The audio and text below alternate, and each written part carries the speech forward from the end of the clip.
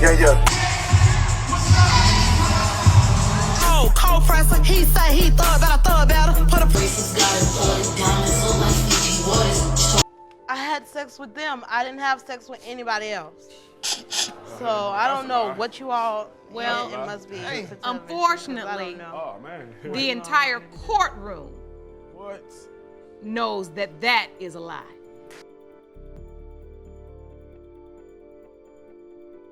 What kind of mother posts F them kids on Instagram 1 week before shooting them? That's not a hypothetical question. That's exactly what happened in October 2025, when 31-year-old Oninda Romelus drove her children to a gas station in Texas and opened fire. 2 dead, 2 barely alive. And when deputies arrived, they found her standing outside the vehicle, waiting because she's the one who called 911 on herself. October 4th, 2025, 4:48 in the morning. A woman calls 911 from a gas station in Angleton, Texas. She tells the dispatcher she shot her children, all of them. And while she's making this call, surveillance cameras catch her doing something absolutely wild. She's pumping gas, $56 worth. Because even after you shoot your kids, you still need a full tank for that drive to county jail, right? 2 of her children are already gone in that car. 2 more are bleeding in the back seat, fighting to stay alive. And before you start typing mental health crisis in the comments, let me show you what Oninda posted on Instagram just 7 days before this happened. You're not a bad bitch if you're a terrible mother. Go to happy hour F them kids. When she said F them kids, she meant it. Like, literally meant it. But this story goes way deeper than one Instagram post. It goes back 12 years to when Oninda appeared on Paternity Court with 2 potential baby daddies, trying to figure out who fathered her oldest son. DNA results came back. Neither man was the father. Which means there was a whole mystery man she never mentioned. And that son she couldn't identify the father for. He's one of the children she just killed. So yeah, we need to talk about Oninda Romelus, the Instagram post that basically confessed to murder a week early, the Paternity Court appearance that showed us exactly who she was, and the question that's gonna make a lot of y'all uncomfortable. How did we let this happen? Let's hear how the news first broke this story. A mother in South Texas is accused of the unimaginable, shooting her own 4 children, killing 2 of them. And Alaya Ruiz with our sister station in Houston got a hold of court documents revealing what that woman told deputies while in jail. Court documents are painting a disturbing picture of what may have led to the deaths of 2 young children, allegedly at the hands of their own mother. 31-year-old Oninda Romelus is accused of shooting all 4 of her children early Saturday morning. Investigators say she drove nearly an hour from her home in Porter to this gas station in Angleton and then called 911. We need multiple ambulances. You can hear the officers' urgency as they uncover a tragic scene. 13-year-old O'Carroll Covington had been killed, and 3-year-old Amara Chappelle also died in the back seat. We're doing first aid. We're doing everything we can. Officers rushed to help the 2 surviving children, 9-year-old Kyle Romelus and 8-year-old Traviel Donner. Both were airlifted to Memorial Hermann Hospital fighting for their lives. Meanwhile, their mother was taken into custody, and what she allegedly told investigators is chilling. When asked why she called 911, court documents said she told investigators, instead of them doing it to me, I'm going to do it to them. When asked do what, she reportedly replied, kill them all. She also told investigators she didn't call 911. She called the devil. She told detectives her children were with the devil. She went on to tell them they're dead. When asked what she meant by what she said, she replied, you can't take me without me taking you. So who was Oninda Romelus? Well, if you went to her Instagram page, username mofo_Haiti. You'd see a woman trying real hard to project a certain image. Thirst traps in the bathroom mirror. Sunglasses indoors. That whole rapper aesthetic. You know the vibe. I'm a bad bitch. I've got standards. I don't mess with dusty men. And look, we all curate our online presence. I get it. But the gap between Oninda's Instagram and her actual life? Girl, that wasn't a gap. That was the Grand Canyon. On Instagram, she's posting about being selective. About having standards. Hashtags like no bum salad, no dusties allowed. But in real life, she had 4 children by multiple men. One of those fathers is currently locked up in prison. Another one? We still don't know who he is because 12 years ago, she went on national television and couldn't figure it out, even with DNA tests. The other fathers, missing in action, like they're in the witness protection program. So when she's posting about no bums allowed, I'm confused. The bums already came through, sis. Multiple times. The bums have been in the house, made themselves comfortable, made some babies, and left. You're not keeping dusties out at that point. You're running a bed and breakfast for them. But okay, let's talk about that Instagram post. The one from September 27th, 2025. Because this is where it gets dark. Oninda posts a video of herself and writes this caption. I'm reading it exactly as she typed it. 'Cause what it really do? You're not a bad bitch if you're a terrible mother. To all my mommianas handling biz and did handle biz this week, baby go to happy hour F them kids. Now, the caption starts with self-awareness, which is almost cute. She's admitting she's a terrible mother. She's saying it out loud, publicly, for everyone to see. But then instead of, I don't know, fixing that problem, she doubles down and says go to happy hour instead. Like that's the solution. Ma'am, happy hour doesn't fix your problems. Happy hour is where your problems started. You've got 4 children by at least 3 different men. I'm gonna take a wild guess and say happy hour has already been too good to you. Maybe sit a few out. And can we talk about to all my mommianas? Mommianas? Like she's leading some kind of sisterhood of neglectful mothers. Hey, fellow terrible parents, let's day drink and ignore our responsibilities together. That's not empowerment. That's just a support group for people who shouldn't have had kids. But here's what really gets me about this post. The hashtags. No dusties allowed. Sis, you have more baby daddies than a reality show reunion special. The bums are already in. They've been in. They've signed the guest book, made themselves at home, impregnated you, and left.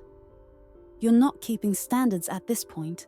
You're just mad that the men you picked turned out to be exactly who they showed you they were.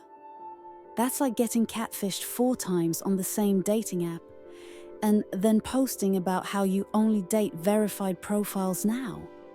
Like, okay, but you've already been scammed 4 times. At some point, the common denominator is you. Now, I'm not saying this to be cruel. I'm saying this because this Instagram post is evidence. This is her mindset 1 week before those children were shot. She's not hiding how she feels. She's telling the whole world, I don't want to deal with my kids. I'd rather be at happy hour. And here's the thing that nobody wants to talk about. We've normalized this. We've made it okay for mothers to post stuff like this. Wine o'clock. Mum needs a break. F them kids. It's all over social media, like it's supposed to be funny. Like neglecting your children is just part of the motherhood experience that we should laugh about. But when do we stop laughing? When does it stop being a joke and start being a red flag? Because Oninda told us she was a terrible mother. She told us she'd rather be at happy hour than with her kids. She put it on Instagram with her full government name attached. And we did nothing. Now, some of y'all are gonna say, well, how was anyone supposed to know she'd actually hurt them? And that's fair. But also, when someone tells you they don't want their kids, maybe we should take that seriously instead of treating it like relatable mum humor. But this pattern didn't start in 2025. It started way before that. 12 years ago, to be exact, when Oninda appeared on a reality TV show called Paternity Court. And this is where the story gets messy in a whole different way. So back in 2013, Oninda is pregnant. Or maybe just had her baby, the timeline's a little fuzzy. But she's got a problem. She doesn't know who the father is. Now, that happens sometimes. Life gets complicated. Relationships overlap. Things aren't always clean. I'm not judging that part. What I am judging is the fact that she had two men she thought could be the father. And both of them were equally plausible because she'd been sleeping with both of them around the same time. We're talking like a 2-week window here. So she brings them both to paternity court. There's Dwayne Seymour, her fiancé of 4 years. 4 years, y'all. This man proposed to her with his mother's engagement ring. That's not just any ring. That's a family heirloom. That's the ring his mama probably wore for decades. And he gave it to Oninda thinking they were building a future together. Then there's Jeremy Covington, who Oninda calls a mutual friend. Now, I don't know about y'all, but my mutual friends aren't the people I sleep with when I'm mad at my man. Maybe that's just me being old-fashioned, but the friend zone and the bed zone should not overlap like that. Here's the story Oninda tells the judge. She says Dwayne cheated on her. And where did this alleged cheating happen? Behind a dumpster at a strip club. Behind a dumpster at a strip club. Now, I have questions. First of all, if your man is already at a strip club, that's problem number 1. We're already in questionable territory. But behind a dumpster? Like, you couldn't even spring for a hotel room? You couldn't make it to the car? The dumpster was the move? And this is all allegedly, by the way. Dwayne denied it, said it never happened. But Oninda didn't care about the truth. She wanted revenge. So what does she do? She sleeps with Jeremy. Out of spite. Those are her exact words in court. I cheated on him basically out of spite. Now look, revenge is a tale as old as time. I get it. Your feelings are hurt. You want to hurt them back. But here's the thing about revenge. It's supposed to make you feel better, not leave you pregnant and confused about paternity. That's not revenge. That's just poor decision-making with extra steps and a possible child support case. She sleeps with both men within like a 2-week period. Then, boom, pregnant. And this is where it gets calculated. She tells Dwayne the baby is his. Has him at every single doctor's appointment. Has him playing daddy, buying stuff, emotionally invested. She lets this man bond with a child he thinks is his. Meanwhile, she's also telling Jeremy that he might be the father. Has him buying diapers, clothes, all the baby stuff. Has him keeping the baby for weeks at a time like it's a timeshare situation. Then when it's time to give birth, guess who's at the hospital? Not Dwayne. Jeremy. And she puts Jeremy's name on the birth certificate. So now you've got Dwayne feeling betrayed, heartbroken, thinking he lost his child. You've got Jeremy stepping up, raising this boy for 2 years, thinking he's the biological father. And you've got Oninda in the middle, controlling the narrative, playing both sides like it's a chess game. The judge in that courtroom saw exactly what was happening. She told Oninda straight up, You ran from this one to go to this one. Then you ran back from this one, back to this one. You might be able to out-talk and manipulate them, but you can't do it to me. Then came the moment everyone was waiting for. The DNA results. The tension in that courtroom was thick. Dwayne was sitting there hoping, praying the child was his despite everything that happened. He'd already invested so much emotionally. Jeremy was standing there confident. He'd been in that boy's life for 2 years, changed diapers, did the middle of the night feedings, all of it. This had to be it. This had to be the answer. The judge looked down at the results. First test, Dwayne Seymour. Not the father. Okay, so it's Jeremy then. That's what everyone thought. That's what Oninda thought. Second test, Jeremy Covington. Not the father either. The room went silent. You could hear people breathing, because what this meant was that Oninda had been with a third man. Someone she never mentioned. Someone she never brought to court.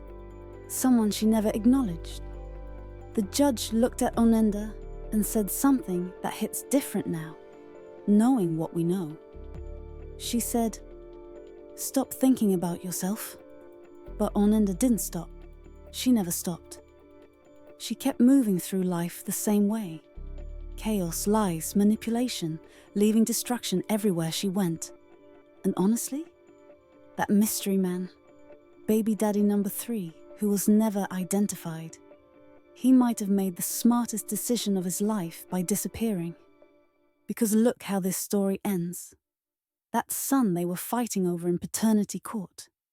He's one of the children Oninda just shot. Eventually, Oninda left Georgia, where she was originally from, and moved to Texas. Ended up in Montgomery County, in a quiet neighborhood in Porter, a house on Spear Valley Lane.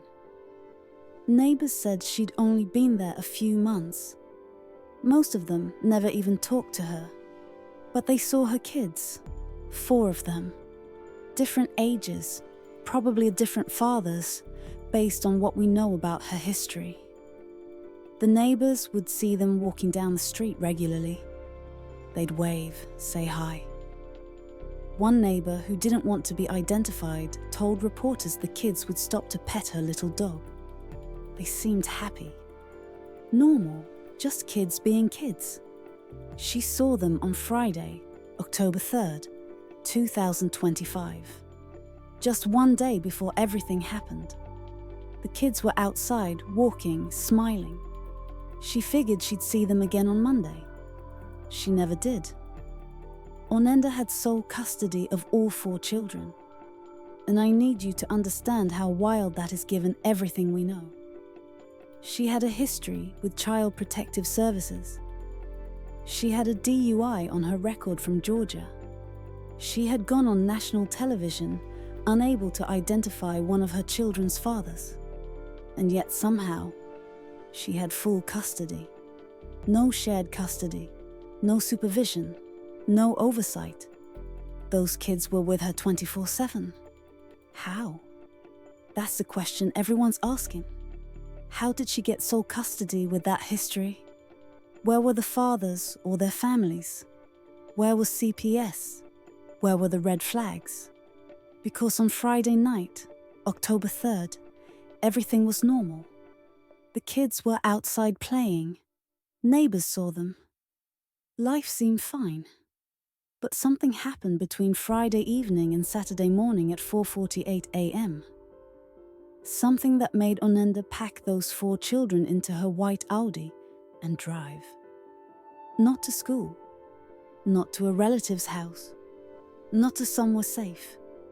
She drove them an hour south from Porter, down to Brazoria County, to Angleton, Texas, to a Shell gas station off Highway 288. And that's where this story takes its darkest turn. When deputies arrived at that Shell gas station at 4:48 a.m., what they found was something no first responder should ever see. 4 children inside a white Audi, all with gunshot wounds. Deputies immediately started life-saving measures while waiting for life flight. And Oninda, standing outside the vehicle like she was waiting for an Uber. The 2 surviving children were airlifted to a Houston hospital, critical condition. But they made it. They're stable now. And here's what's going to put Oninda away for life. Those kids are talking. They saw everything. They watched their mother shoot their siblings. They watched them die. Then they got shot themselves. Those are witnesses you can't cross-examine away. When investigators interviewed Oninda at the county jail, things got weird. Court documents say she appeared paranoid, kept looking around the room.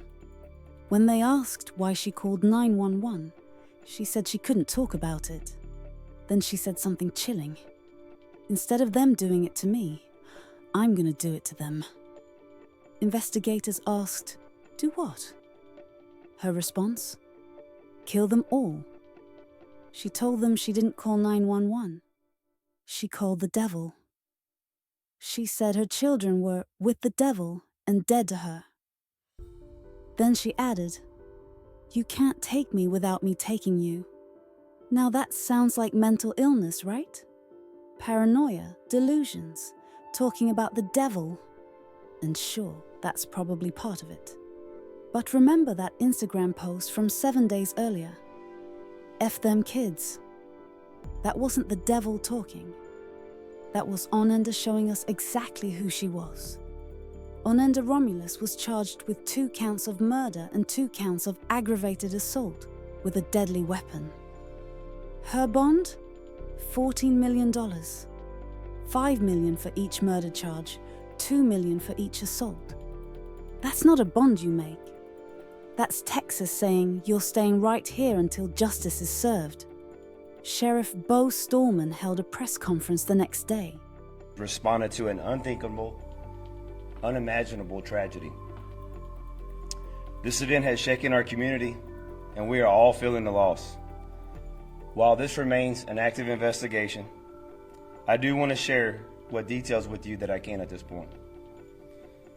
Evidence indicates that the driver of the vehicle identifies as a 31-year-old Oninda Romelus. She's the mother of the 4 children involved. All 4 children have sustained gunshot wounds. Sadly, a 13-year-old boy and a 3-year-old girl did not survive. We are thankful to report that an 8-year-old boy and a 9-year-old girl are now in stable condition. We believe that the evidence shows that this tragedy has occurred inside of the vehicle and that Romelus, the mother of the children, is the shooter. At 4:48 a.m. yesterday, Romelus called the Brazoria County Sheriff's office. When deputies arrived, they immediately began providing life-saving measures to each children until medical help could arrive. The 2 surviving children were life-flighted into a Houston area hospital where they remain in stable condition. Romelus was later arrested and charged with 2 counts of murder and 2 counts of aggravated assault. Aggravated assault with a deadly weapon, with a total bond set at $14 million. Romelus is a current resident of the Montgomery County here in Texas, where Sheriff Wesley Doolittle is the sheriff there of Montgomery County, and he is here with us today. His office has assisted us with investigative tasks that have taken place there in Montgomery County. Our investigators, along with responding agencies, continue to collect and analyze evidence in this case in this ongoing investigation. So here's what we're left with. 2 children are gone. 2 are traumatized for life. And the community is asking the same questions we're all asking. How did Oninda get sole custody with a CPS history and a DUI? Where were the fathers? Where was the support system? Why did nobody take that Instagram post seriously? And when did we decide it was okay for mothers to publicly declare they don't want their kids? Because here's the uncomfortable truth, Oninda told us. She went on Paternity Court and showed us the chaos. She posted "F them kids" on Instagram and showed us the neglect. She had a CPS file and showed us the red flags. We just didn't want to see them. And I know some of y'all are thinking, well, hindsight is 20/20. And you're right. But also, at what point do we start believing people when they show us who they are? If you're still here, drop a comment below. Do you think CPS failed these children? Do you think the fathers bear responsibility for being absent? Do you think that Instagram post should have triggered a welfare check? Because I want to hear your thoughts on this. Hit that like button if this story made you as angry as it made me. And if you're new here, subscribe to TikTok Crimes because we cover cases like this every week. The ones where social media tells us the story before the crime even happens. And for those of you who've been riding with us from the beginning, I just launched a YouTube membership. If you want to support the channel and get exclusive content, early access to videos, and behind-the-scenes breakdowns, check out the membership tab. Y'all keep this channel running, and I appreciate every single one of you. 2 children are gone. Their names deserve to be remembered, even if we're protecting their identities for the survivors' sake.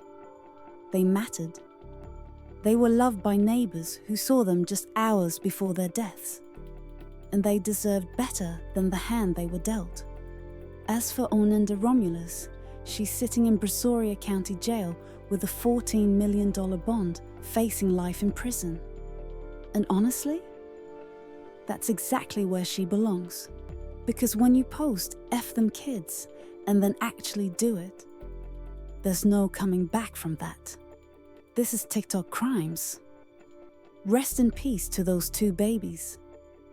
And may the truth continue to come out as this case goes to trial.